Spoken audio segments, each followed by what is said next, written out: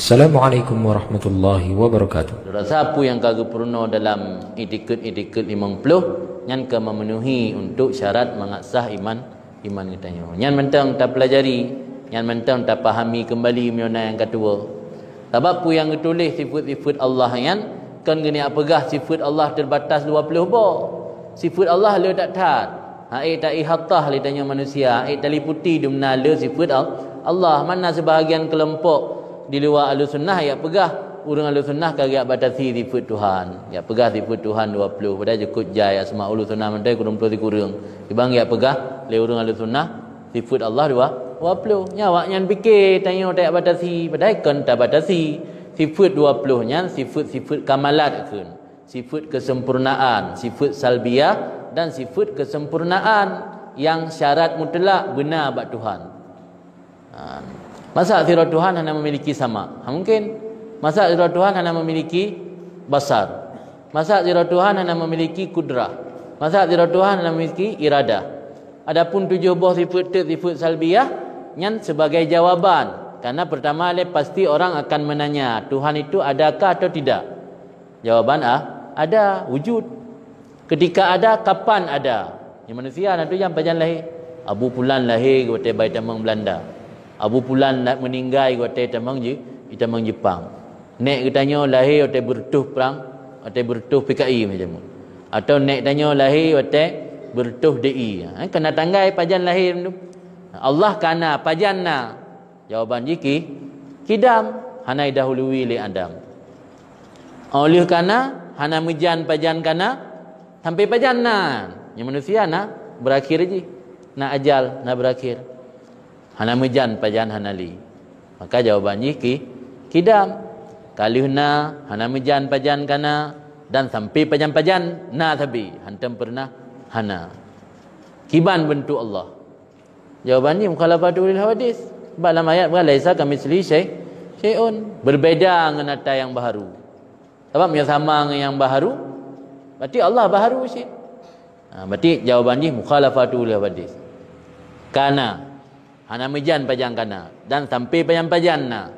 Kiban bentuk Allah beda dengan ubina yang baru hana sama. Pak alamat. Yang manusia hana alamat. Pak alamat. Jawabannya qiyamuhu binafsi. Maka qiyamuhu binafsi ada tafsir dalam tauhid 2. Tidak berhajat kepada mukassis, tidak berhajat kepada tempat. Jadi qiyamuhu binafsi berdiri dengan sendirinya apa makna je? Hana berhajat kepada tempat, hana alamat Allah. Kan geduk atas aras. Ya Allah na atas aras pakan cik wahai Nabi paling tahu hamba dengan Allah ketika dalam sujud.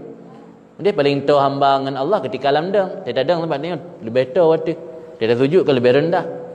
Tanda Allah kan alamat dia di aras.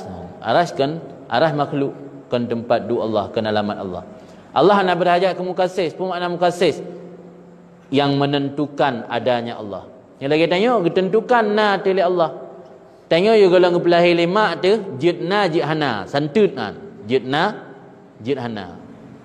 Seorang muda-muda kalau mengkawin jidna tunyo jidhana.